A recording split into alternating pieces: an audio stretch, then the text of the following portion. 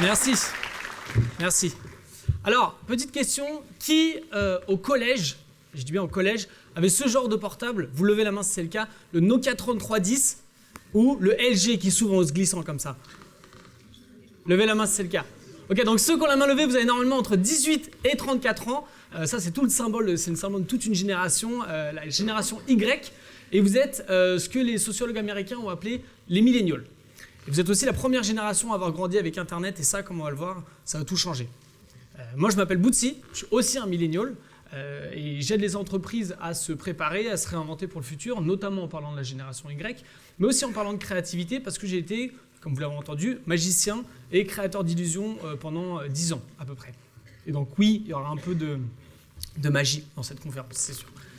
Mais c'est surtout en tant que millennial que je suis ici aujourd'hui, parce que ça me fait mal au cœur de voir qu'il y a un clivage qui s'est créé, qui s'agrandit entre notre génération et les précédentes. Alors, depuis la nuit des temps, on dit à la nouvelle génération, les jeunes, ils sont paresseux, ils sont gâtés. Ça, c'est un grand classique, ça a toujours existé. Mais maintenant, avec Internet, on nous met sur le dos des mots de la société avec lesquels on n'a rien à voir. Les choses se mélangent et c'est fait de manière publique. On est un petit peu ouvertement humilié. Je pense notamment à la vidéo de Simon Sinek. Je ne sais pas qui l'a vu ici. Mais c'est un conférencier dont le TED a été l'un des plus vus. Et dans une vidéo, une interview sur la génération Y, il dit de notre génération, donc ceux qui ont aujourd'hui entre 18, 20 et 34 ans, que nous sommes, et je cite, une génération fragile et gâtée, que nous sommes connectés au virtuel mais déconnectés de l'humain. Bon, ça va jusqu'à là. Et donc, on n'a pas de vrais amis. Il dit aussi que nous avons une éducation ratée, qu'on veut tout immédiatement, qu'on cherche que le long terme, qu'on ne sait pas gérer le stress, qu'on est narcissique, on se drogue, on se suicide, et les autres sont bloqués avec nous en entreprise. Bon, on pourrait se dire, c'est qu'une vidéo parmi tant d'autres. Pourquoi je parle spécialement de cette vidéo? Le problème, c'est que j'ai comptabilisé sur les réseaux sociaux, en cumulé, plus de 200 millions de vues sur cette vidéo. Ça veut dire que, sur un sujet aussi spécifique, c'est énorme, hein. Ça veut dire qu'aujourd'hui, ça, c'est la référence sur notre génération. Du coup, tout le monde s'engouffre un peu dans cette solution de facilité. Les articles sur les réseaux sociaux sur le même ton se multiplient, comme si les Y avaient plus à se reprocher que les X ou les baby boomers. Alors, pour ceux qui sont un peu perdus avec ça, X, Y, etc., je vous explique en 2 secondes, c'est extrêmement simple. Dans ce sens-là, ça fait X, Y, Z. Nous, aujourd'hui, on parle des 18-34 ans, la génération Y, et la Z, c'est ceux qui ont 18 ou moins, on ne va pas en parler sinon ça complique les choses. Donc on l'enlève de l'équation. Et tout en haut, il y a les baby boomers. C'est ceux, les bébés d'après-guerre et encore après. Et là, aujourd'hui, on va parler principalement de notre génération, l'écart qu'il y a avec les générations précédentes plus âgées. Pour les puristes, ils disent « Ouais, mais il y a une catégorie entre deux, ça s'appelle les xennials. » Bon, on va faire plus simple, on enlève. Et il y a une première chose à faire, je pense, en tant que membre de la génération Y, c'est de comprendre ces X et ces baby boomers. Parce que notre société a connu une mutation particulièrement accélérée ces 50 dernières années, encore plus ces 30 dernières années, avec la globalisation déjà, mais l'arrivée des nouvelles technologies, les réseaux sociaux, etc. Et nous, les milléniaux, on a muté avec ces changements. Il y a des sociologues d'ailleurs qui nous appellent les mutants. Bon. Et c'est pas le cas pour les X et les baby boomers. Ils n'ont pas grandi avec Internet. Donc quand ils voient qu'il y a des jeunes qui privilégient des communautés, des jeux virtuels, qu'ils deviennent milliardaires avec des sites Internet sur des concepts un petit peu bizarres comme Snapchat ou Spotify, on peut comprendre qu'il y a une perte de repères, qu'ils soient un petit peu perdus. Mais ce n'est pas pour autant qu'on doit cautionner des critiques ouvertes, sans solution, sans empathie. Si on veut mieux vivre et travailler ensemble, il faut qu'on se comprenne. Alors comment comprendre notre génération qui est si complexe? Moi, il y a une astuce qui est très simple, qui est déjà connue, c'est de prononcer le Y comme en anglais, why. Pour ceux qui n'ont jamais fait d'anglais ou qui n'ont jamais été au collège, ça veut dire pourquoi. Et pourquoi, c'est principalement ce que notre génération essaie de comprendre. Pourquoi est-ce qu'on fait les choses de telle ou telle manière alors que tout a changé? Pourquoi est-ce qu'on devrait faire ce métier ou aller dans telle voie que nos parents ou nos profs vers laquelle ils nous ont poussés, alors qu'aujourd'hui, il y a plein d'autres métiers qui sont à disposition. En fait, c'est plutôt une crise de sens dans laquelle on est, on a plein d'informations. Ça, on l'a aujourd'hui. On a accès à l'information puisque dans n'importe quelle époque de l'histoire, avec notre téléphone, sur Google, on peut avoir accès à n'importe quelle information, mais c'est une crise de sens qu'on traverse. Et je pense que, même dans les speeches qu'on a vus aujourd'hui avec Jacob, on traverse tous un petit peu cette quête de sens. Moi-même, comme vous l'avez entendu, je suis parti en Amérique latine pendant un peu moins d'1 an, après mes études d'économie. Et pourquoi? C'est parce que je me disais, pourquoi je devrais faire les métiers qui me sont présentés, prof d'économie au lycée ou chercheur, alors que ce n'est pas la voie que je veux prendre. Donc je suis parti, je me suis ouvert à d'autres choses, j'ai parlé à d'autres gens, j'ai appris énormément de choses, je me suis posé beaucoup la question, pourquoi ceci, pourquoi cela? Et c'est là que j'ai découvert ma passion pour le métier de magicien. Alors, je sais, c'est un parcours un peu particulier, c'est pas le cas de tout le monde, mais je ne suis pas le seul parmi les milléniaux à remettre en fait des schémas en cause, des schémas qui sont déjà en place. Et au fond, je pense que c'est ça un petit peu qui agace les générations précédentes. On a déjà beaucoup de choses, il faut le dire, on voyage plus facilement, on a un accès à l'information, on a des technologies, des gadgets, etc. Et on demande encore plus. On veut aller plus loin. Mais si on veut aller plus loin, c'est surtout qu'on a le luxe de pouvoir se poser des questions. Grâce à ce que vous nous avez laissé, on peut voir comment on va aller plus loin dans notre façon de consommer, dans notre façon de travailler. Et aujourd'hui, on ne se demande pas si on va survivre, c'est plutôt une bonne nouvelle, mais comment on va mieux vivre. Donc on veut savoir où est-ce que nos courgettes ont poussé, qui a fait notre t-shirt et dans quelles conditions, et on veut plus de choses au travail. Et là, je pense qu'il y a un gros nœud à défaire sur notre génération par rapport aux autres, c'est celle qui touche au monde du travail et au monde de l'entreprise tel qu'elle s'est développée aujourd'hui. Et je vous dis ça, c'est pas subjectif, parce que quand j'ai tapé sur Google, sans rien avoir tapé avant, j'ai tapé « Pourquoi Génération Y ?» et me dit « Pourquoi Génération Y démissionne ? Pourquoi elle est malheureuse au travail ? Et pourquoi elle n'est pas heureuse ?» Il y en a qui essaient de comprendre ici YZ aussi. Et vous savez, mes clients sont souvent des milléniaux, ceux qui m'engagent. Ma femme et mes amis sont des milléniaux, il y en a beaucoup qui travaillent en entreprise. Et quand je parle avec eux, je peux vous dire que c'est une question de sens.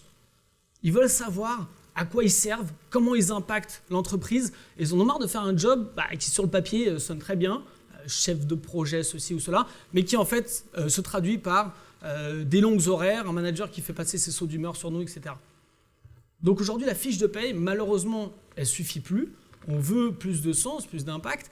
Et je pense que c'est pour ça aussi qu'il y a un retour à l'auto-entreprise, à l'entrepreneuriat d'une manière générale, à l'artisanat et aux startups. Soit maintenant on veut lancer sa startup, soit on veut travailler avec une startup, même si ça veut dire gagner moins, parce qu'on va répondre à un besoin qui est beaucoup plus clair. Et je sais que parmi les générations précédentes, il y en a qui sont encore indignés, qui se disent « Oh là là, les jeunes maintenant, ils veulent s'exprimer au travail, ils veulent s'épanouir. » Et moi, ces personnes-là, je leur dirais « Faites attention quand même, parce qu'aujourd'hui, on n'est plus dans une phase d'indignation. » Les statistiques montrent que d'ici 2025, la génération Y va représenter 70% de la population active dans la plupart des pays. C'est énorme. Après, il y a les Z qui arrivent, alors là, ça va être encore une autre histoire. Mais aujourd'hui, on est plutôt dans une phase d'adaptation et je pense que les entreprises et même les autres structures peuvent facilement apporter aux millennials ce qu'ils demandent. On va parler de sens, mais il suffit simplement de les impliquer davantage, de leur montrer quel impact ils ont sur l'entreprise. On ne peut pas juste leur dire « fais ça et c'est bon, tu te tais ». On demande aussi des responsabilités, mais ça c'est comme toutes les générations, ça se fait petit à petit, au compte-gouttes, avec la confiance, et plus de flexibilité. Et ça, on demande aujourd'hui à travailler davantage en télétravail, de où on voudrait, et ça, c'est pas forcément évident de comprendre ça de la part des X et des baby boomers. Mais une chose est sûre, c'est que les entreprises qui apportent ça à la génération Y, ils vont cartonner, ça c'est sûr, on le voit déjà, celles qui le font, et ceux qui les bloquent, ça va poser problème. Et un individu, quand il est dans une quête de sens et qu'on lui dit « Eh oh, nous, ça fait 20 ans qu'on fait ça, on a toujours fait comme ça, donc c'est sûr qu'il va être malheureux au travail ou il va démissionner tout de suite. » Donc moi, je vous propose quelque chose, c'est de réouvrir le dialogue entre nos deux générations, de se réconcilier et qu'on fasse la paix déjà, tout simplement. Et pour ça, il n'y a rien de mieux que de briser la glace avec un petit peu de magie. Enfin. Donc je vais avoir besoin d'une... Qui a la cinquantaine là? Levez la main. Est-ce que ceux qui ont la cinquantaine, levez la main. On n'a pas beaucoup, hein. Tenez, monsieur, vous voulez bien me rejoindre sur scène? On peut l'applaudir bien fort. Ok.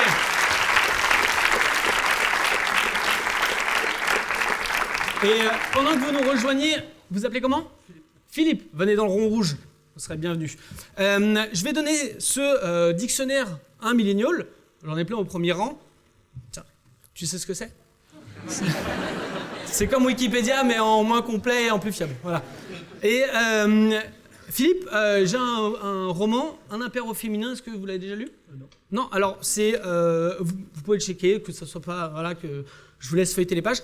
Et en attendant, vous appelez Baptiste. Vous allez, d'abord, on n'a rien arrangé tous les trois.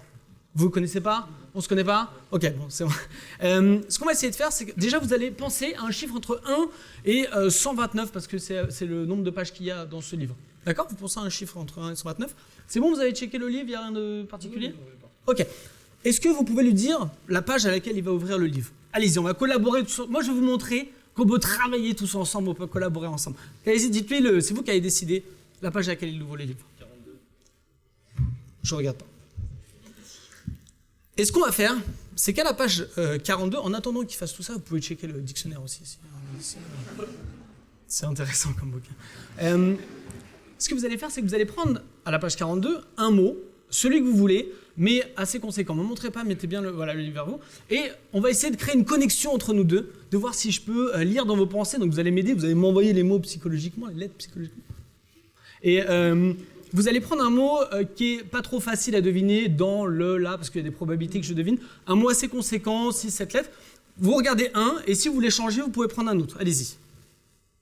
C'est bon, vous en avez un? Oui. Ok, donc regardez-moi.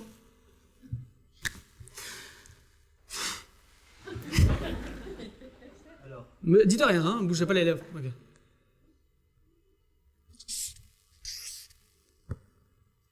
Pour la première fois, est-ce que la lettre à laquelle vous pensiez était un P? La première lettre du mot? Non. Ok, j'aurais voulu que ça soit pas filmé, mais... C'est pas grave. Non, c'était pas un P. C'était quoi? Un B. Un B? Ok, me dites rien d'autre, Bon, de toute façon, je me suis engagé avec un P, donc on va continuer comme ça. Vous savez quoi? Moi, je vais aller avec ma première intuition. Ça pourra me... Non, ça marche. Ok, attends, c'est pas grave. Donnez-moi une deuxième chance. Vous me donnez une deuxième chance? Ils sont sympas, c'est X, c'est des c'est... Ouh là, j'ai carrément déjà... Ok, c'est pas grave, on va pas en avoir besoin. Ok, un B. Ok, me dites rien d'autre. Vous savez quoi? Envoyez-moi les lettres une par une. Vraiment, connectez-vous à moi. Me dites pas, bougez pas vos lèvres, me dites rien. Envoyez-moi les lettres.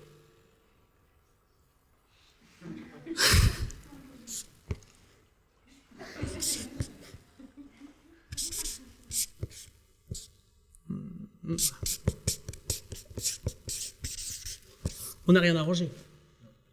Est-ce que pour la première fois, vous pouvez dire à voix haute le mot auquel vous pensez? Bienfaiteur. Bienfaiteur?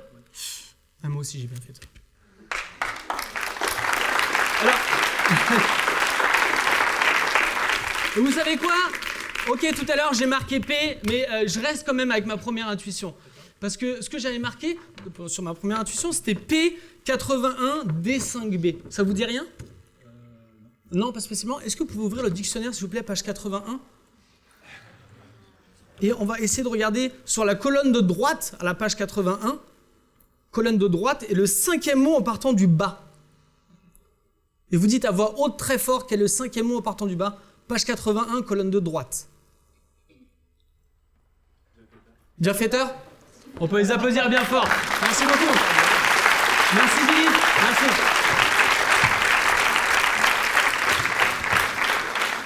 Alors,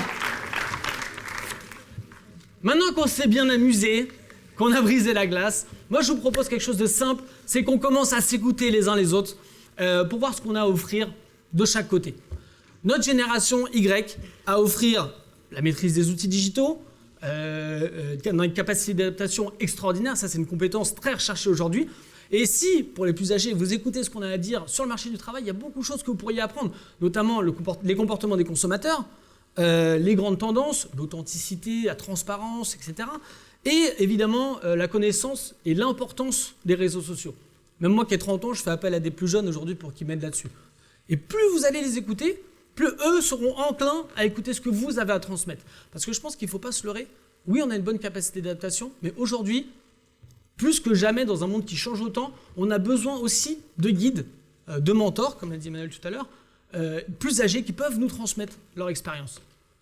Donc, pour les Y qui sont dans la salle, ou même les Z, et ceux qui sont à la maison en train de regarder, ne négligez pas tout ce qu'un mentor peut vous apporter. Eux sont passés par des phases de vie personnelles, professionnelles qui sont encore devant vous. Et quand vous êtes un petit peu frustré, impatient sur certaines choses, ils peuvent vous rassurer sur le futur. Quand vous êtes un peu bloqué, ils peuvent vous aider à aller plus loin. Et ça peut être un prof dans votre établissement, un parent, un oncle, un ami, en dehors, dans le sport, la musique, peu importe en fait. Moi par exemple, c'est dans le judo que j'ai mes premiers mentors.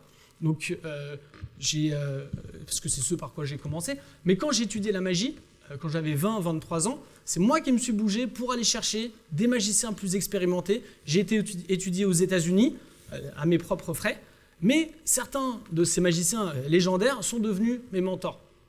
Ils m'ont aidé non seulement à développer ma magie, mais aussi ils m'ont transmis des leçons de vie qui étaient uniques, que j'aurais pu trouver nulle part ailleurs.